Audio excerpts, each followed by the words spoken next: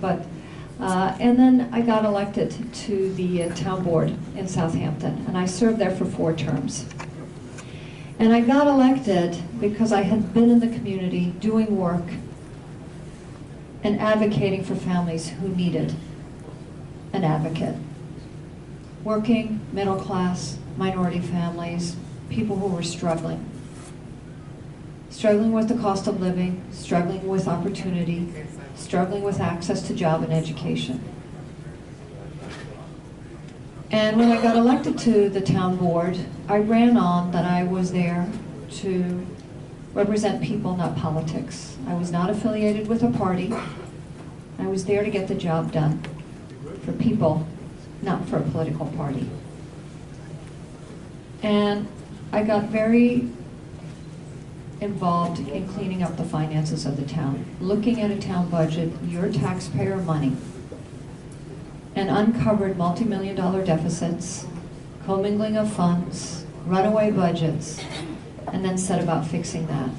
And we're now a AAA rated town with the lowest property tax rate on Long Island, and able to put that money to work, those savings, award-winning senior services, on-site veteran services,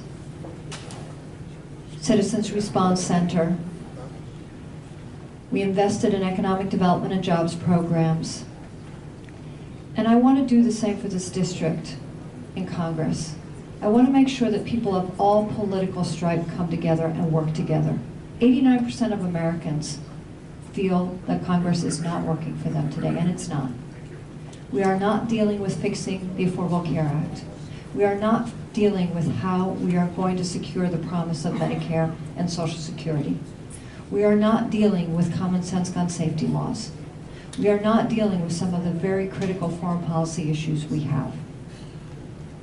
And we need to come together and do that. And now I'll take questions. Those cards. Yeah, and she's very stern. We didn't pick up Affordable Care Act. Love to talk about the Affordable Care Act. Well, it's one of the biggest issues for taxpayers. The questions that just, so they're the same questions.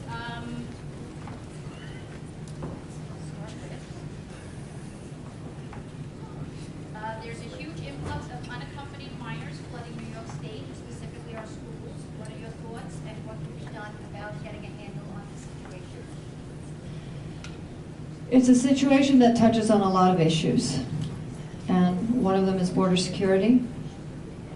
The other one is comprehensive immigration reform. Making sure that we have a comprehensive program in place, both to deal with our borders and making sure that when unaccompanied minors or undocumented immigrants come to our shores, that we deal with that and have a preventive system in place, but then also a system in place to deal with the somewhere between 10 and 15 million undocumented workers in our country today. And unless we start to deal with that issue, we're going to continue down the path of schools that are stipulated to educate, hospitals that are stipulated to provide medical services,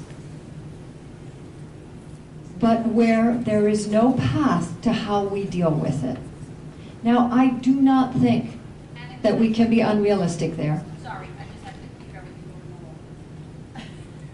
normal. I was getting to the solution part of it. Sorry, but I want to make sure that you get all the same questions as well, though. Okay. Okay? And I'm happy to stay and talk to anyone afterwards too. If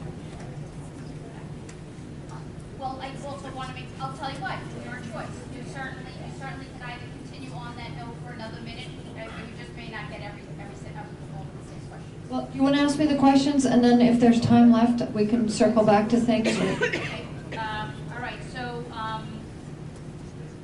military procurement. Why does Congress, or I guess your opinions on Congress not voting? I'm going to change this. Okay. Military procurement. The question is, why does Congress keep voting for military equipment the Pentagon doesn't want? So, I guess your take on your position on how you would handle that if you were elected. It's a very important question, and it comes to how spending is appropriated, how budgets are audited on every level of government. And I'll take you back to what I was talking about earlier, where I made it my business as town supervisor to make sure that we audit every single spending line. And yes, federal budgets are bigger than town budgets are, but you have also bigger staff that can deal with these things. And if you cannot justify why you are making appropriations and spending, then they should not be approved. And one of the biggest problems in Washington today are the lobbyists. And believe me, they affect procurement policies, whether it is for military expenditures, whether it is for pharmaceuticals, whether it is for any number of things, because the lobbyists are so strong and they pour money into people's campaigns. I will not take money from any of these businesses. I never have, and I never will. And when you look at that kind of spending, it needs to be audited, and it needs to be put where it actually belongs, because there are so many other things that are underfunded in our military today. And now it says stop. Okay, You're good. okay, sanctuary cities, Yes. that's pretty much the question. After, That's a question? yes, sanctuary cities, you had a question mark, so therefore we have a question. Your take on sanctuary cities?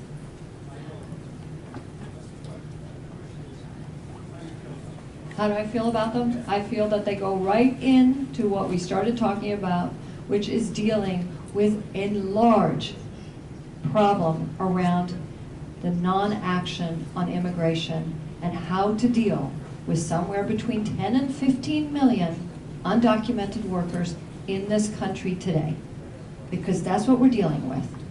And I will tell you right now, I understand that, but I'm getting to it, because it's part of it. We need to secure our borders, not just talk about it. That said, the idea that we're going to build a wall and send the bill to Mexico is entirely unrealistic. Yeah, I'm not going to start a discussion with you because I don't think that's the format. No commentary from Yeah. I will answer the question. There are legal ways to deal with any criminals or would-be criminals. And those legalities should be equal amongst any cities and any municipalities. And I don't believe that anyone should be treated any differently. Okay, well, again, it's not an open discussion. This question is basically to the examiner of providing so much to people who aren't provide a lot to them, and yet seemingly we can't, provide for our veterans and American citizens who are truly. So again, we have somewhere between 10 and 15 undocumented immigrants in this country today. I do not believe that it is either humane or financially viable to round up 10 or 15 million people and send them out. Because there isn't enough money to do that. There simply is not enough money to do it, nor can our economy stand it. Nor can our economy stand it. If you look at the economy right here in District 1, New York, where 50% of farm workers today are undocumented immigrants. They are. Farmers are begging for some form of reform. School taxes are not getting paid. Property taxes are not getting paid. By people who are doing jobs, contributing to the economy, and there has to be a common sense, humane solution to this. Anything else is simply unrealistic and inhumane.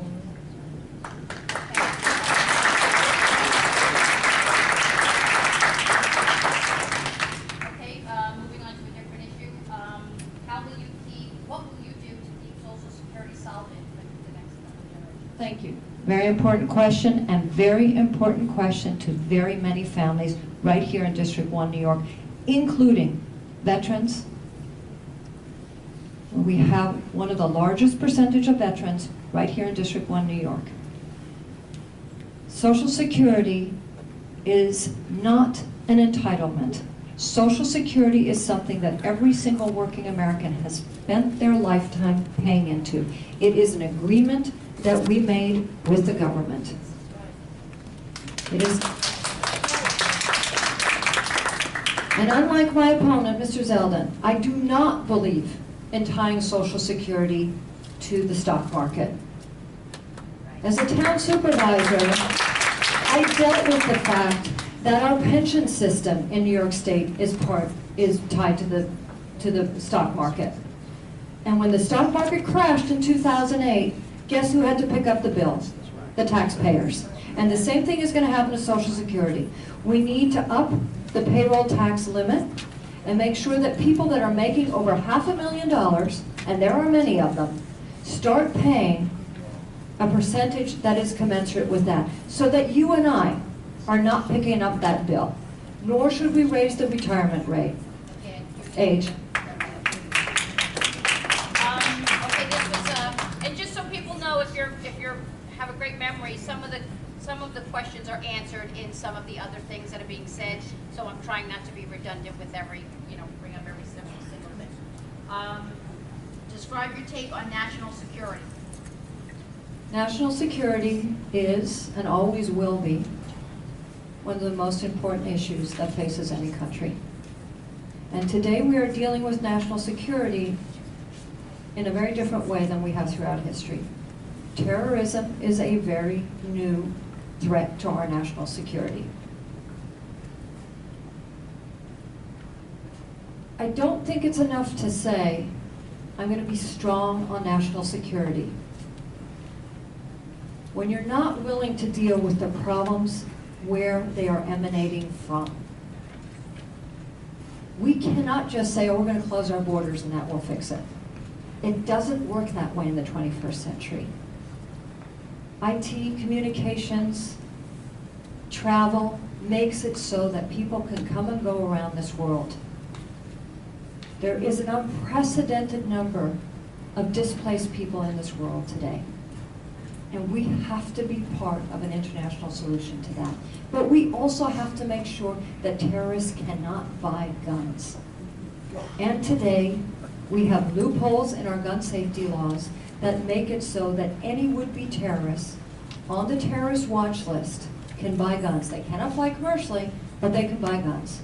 And unlike Mr. Zeldin, I support Peter King's bill that would make it so that anyone on the terrorist watch list who cannot fly commercially today could also not buy guns.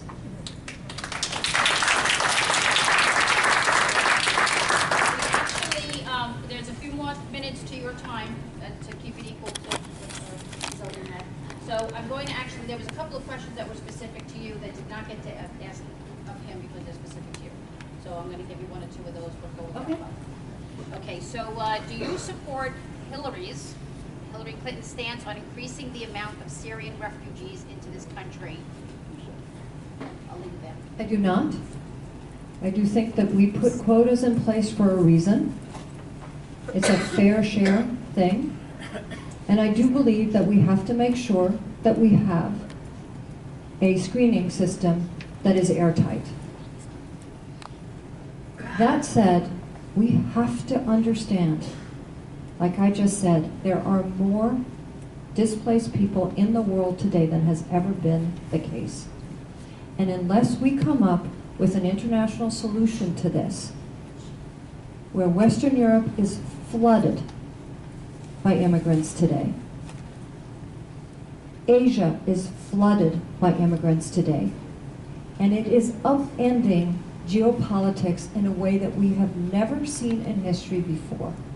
And so we have to work together on this, because the cost to society and the cost to our stability is just going to grow incrementally. And so we have to work together with the agencies that are dealing with this, with our national security agencies, with our immigration agencies, and make sure that there is some real rhyme or reason to this. Okay, do you want to do, we'll do a 2-minute wrap-up. Okay. Again, I think that the issues before us today and the difference between Mr. Zeldin and I are strong.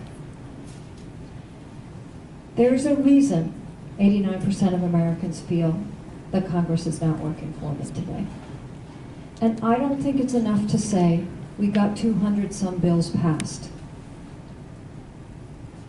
when Congress did not come together and deal with immigration reform, did not come together and deal with fixing the Affordable Care Act.